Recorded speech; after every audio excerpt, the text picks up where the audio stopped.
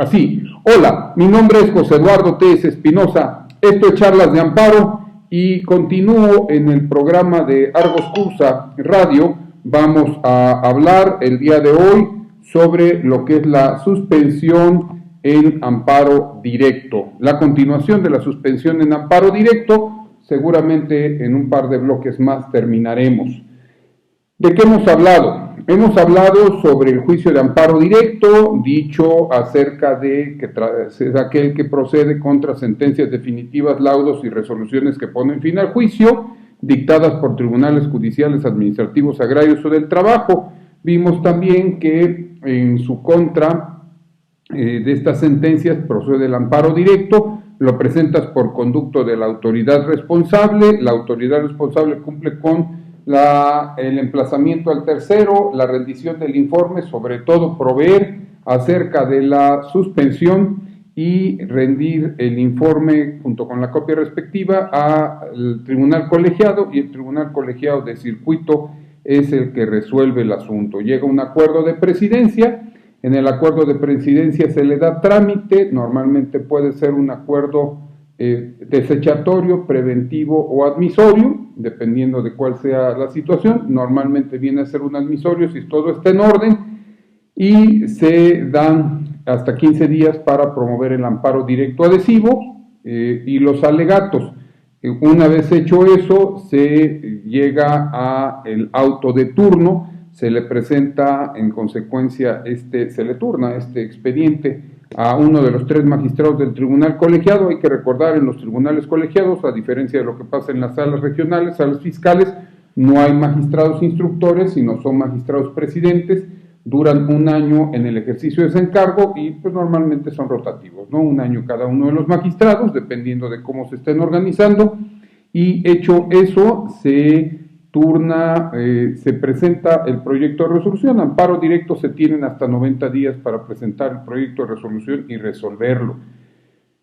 Se hace el análisis respectivo. Hicimos mención también en los videos anteriores, te invito a verlos, al principio del mayor beneficio. El trámite que actualmente establece la ley de amparo es que, a diferencia de lo que antes se hacía, donde eran violaciones al procedimiento, violaciones formales y violaciones de fondo, ahora se examina preferentemente el fondo del asunto, y una vez resuelto el fondo del asunto, que es el principal, sobre todo si no hay razones que impidan hacerlo, como ejemplo, pues si hubiera una violación al procedimiento que podría incidir en el resultado del fondo del asunto, pues sí se le dará preferencia a la violación del procedimiento.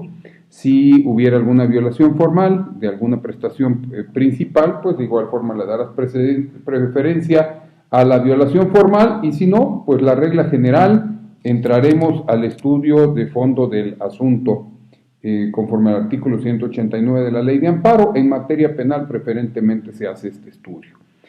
Después hice referencia a lo que viene a ser la suspensión del acto reclamado. La suspensión del acto reclamado está prevista solamente en 2 artículos de la ley de amparo, 190 y 191, sin embargo en el 190 nos remite a los artículos de la ley de amparo referentes al amparo indirecto para el tema de garantías y contragarantías, fianzas y demás. Esto está en la parte final del artículo 190 segundo párrafo, 190 último párrafo de la ley de amparo. ¿Qué sucede después de ello? Después de ello lo que pasa es, se provee por el magistrado, o normalmente pues es un magistrado, alguna sala responsable, o podría ser el presidente de la Junta de Conciliación y Arbitraje, si se tratara de laboral, se provee acerca de la suspensión. Recuerdas, artículo 190, la autoridad responsable decidirá en el plazo de 24 horas a partir de la solicitud sobre la suspensión del acto reclamado y los requisitos para su efectividad. En amparo directo no tenemos un incidente de suspensión, no hay suspensión provisional ni suspensión definitiva, sino exclusivamente se trata de una suspensión que se decreta en un solo acuerdo. Esto es una suspensión que se resuelve de plano. Tanto en el 190 segundo párrafo, ya lo hice mención en el video anterior, ahí lo que provee es sobre la suspensión en materia laboral. Con claridad establece el precepto respectivo, tratándose de laudos o resoluciones que pongan fin al juicio dictados por tribunales del trabajo, la suspensión se concederá siempre y cuando, a juicio del presidente del tribunal respectivo, no se ponga la parte trabajadora en peligro de no subsistir mientras se resuelve el juicio de amparo, en los cuales solo se suspenderá la ejecución en cuanto exceda lo necesario para asegurar la subsistencia. Entonces de ello ya hablamos y más tarde volveremos a hablar con los criterios jurisprudenciales y pues dijo en este 190 último párrafo que son aplicables para la suspensión en amparo directo salvo en la materia penal los artículos 125, 128, 129, 130, 132, 133, 134, 135, 136, 154 y 156 de esta ley en cuanto hace al tema de las garantías, preferentemente requisitos de procedencia de la suspensión, qué pasa si existe un tercero, qué pasa cuando se trate de hacer efectiva la responsabilidad proveniente de garantías y contragarantías, que eso es lo que está en el 156 y 150, en el 156 y en el 154, la revocación o modificación por causa superveniente de esta suspensión en amparo directo. En ese tipo de asuntos se provee acerca de esta suspensión y conforme a la misma podemos llegar a establecerla. Tengo que los lentes empañados, vamos a ayudar con el mismo. ¿Qué más hemos visto? Entonces, este es el tema de la suspensión en el amparo directo. Cuando se trata de la suspensión en materia civil, podríamos pensar en el primer párrafo, y cuando se trata de la suspensión en materia laboral, pensamos en este segundo párrafo de nuestra ley de amparo, en este 190 de la ley de amparo. Lo que se va a poner muy interesante es lo que vamos a ver el día de hoy. ¿Qué sucede con la suspensión en tratándose de la suspensión en materia penal? Ah, caray, suspensión en materia penal en amparo directo. ¿Qué significa esto? Sí, mira, entonces para que sea suspensión en amparo directo, lo que vamos a necesitar forzosamente es una sentencia definitiva o una resolución que ponga fin al juicio. Si se tratara de una resolución que ponga fin al juicio, pues también eventualmente podría ser un amparo directo en materia penal, que podría ser el caso cuando se dicta un auto de sobreseimiento, donde ya no hay posibilidades de aportar nuevos elementos de prueba. Entonces, en este supuesto, procede la suspensión tratándose de la materia penal. Pero, ¿qué te parece? Démosle lectura primero al artículo 191 de nuestra nueva ley de amparo, y el 191 establece: cuando se trate de juicios del orden penal, la autoridad responsable, con la sola presentación de la demanda, ordenará suspender de oficio y de plano la resolución reclamada. Si ésta comprende la pena de privación de libertad, la suspensión surtirá el efecto de que el quejoso quede a disposición del órgano jurisdiccional de amparo por mediación de la autoridad responsable, la cual deberá ponerlo en libertad caucional si la solicita y si ésta procediere. ¿Qué quiere decir esto? Que en este caso dice, si hay pena privativa de libertad, la suspensión surtirá el efecto de que el quejoso quede a disposición del órgano jurisdiccional de amparo, tribunal colegiado, por mediación de la autoridad responsable, la cual deberá ponerlo en libertad caucional si la solicita y ésta procediere. Pues aparentemente no nos daría mayor problema nuestra redacción del texto de la ley de amparo. Sin embargo, vamos a ver que no es así, y a continuación los siguientes bloques girarán en torno a la aplicación de los criterios jurisprudenciales que giran sobre la suspensión definitiva, la suspensión en amparo directo. Ahora es el artículo 191 de la ley de amparo, que antes era el artículo 172 de la anterior ley de amparo. Este artículo 172 de la anterior ley de amparo establecía: cuando la sentencia reclamada imponga la pena de privación de la libertad, la suspensión surtirá el efecto de que el quejoso quede a disposición del tribunal colegiado de circuito competente por mediación de la autoridad que haya suspendido su ejecución, la cual podrá ponerlo en libertad caucional si procediere. está muy similar la redacción, y como es muy similar la redacción, entonces aplicamos el artículo sexto transitorio, que el artículo sexto transitorio, ¿qué es lo que establece? Que el sexto transitorio dice que la jurisprudencia emitida de conformidad con la anterior ley de amparo seguirá vigente en lo que no se oponga, o siempre y cuando no haya disposición que se oponga en la nueva ley. En consecuencia, como el 172 de la anterior ley y el 191 de la nueva ley no se contraponen, sino son de contenido similar, sigue vigente la tesis de registro 200, aparte 1833, 200-1833 de la primera sala.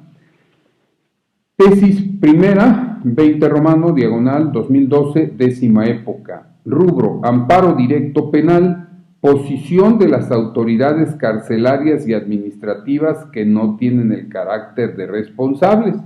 Esto sucede para que determinemos cuáles son los alcances, porque dice, bueno, es cierto, queda a disposición del órgano jurisdiccional de amparo por mediación de la autoridad responsable, y esta es la que velará acerca de su libertad caucional. Bueno, ¿y qué van a hacer las demás autoridades?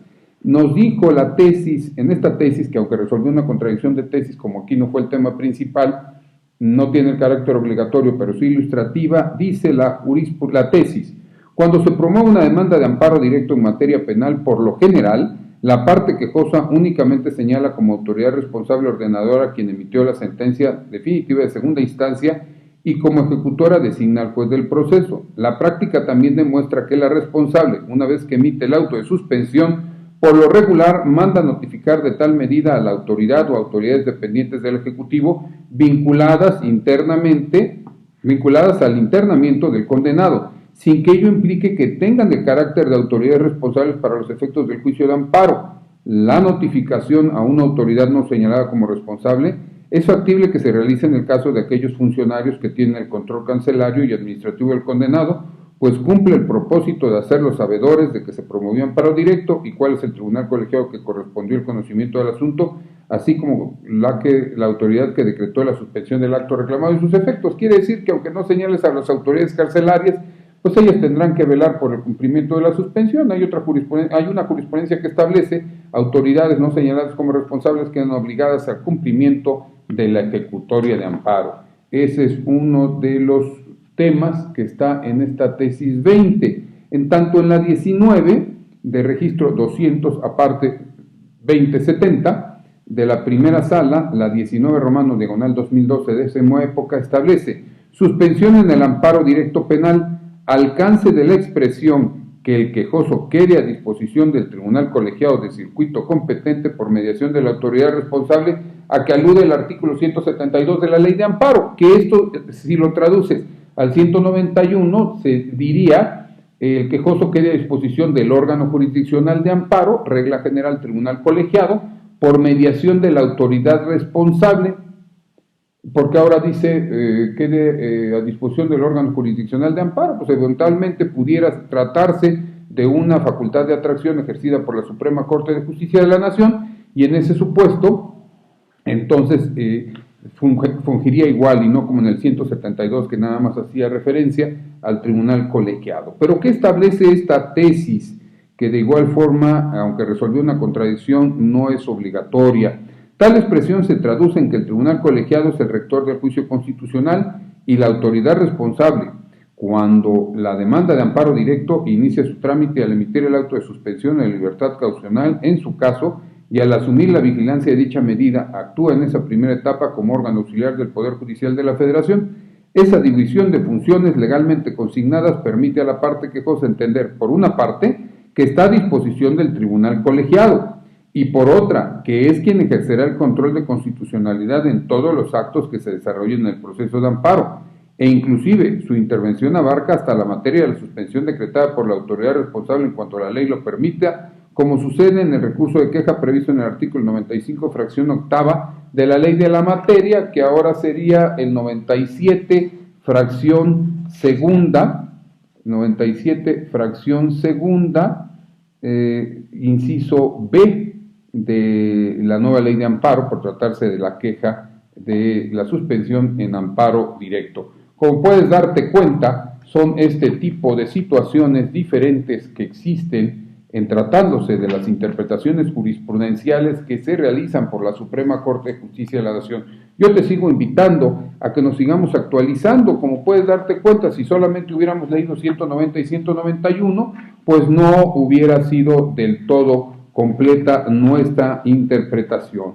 Regresando del corte, vamos, y en el siguiente video, vamos a seguir hablando de los ejemplos jurisprudenciales que existen sobre la suspensión en amparo directo. ¿Qué te parece si mientras eso sucede, mi nombre es José Eduardo Telles Espinosa, esto es Charlas de Amparo?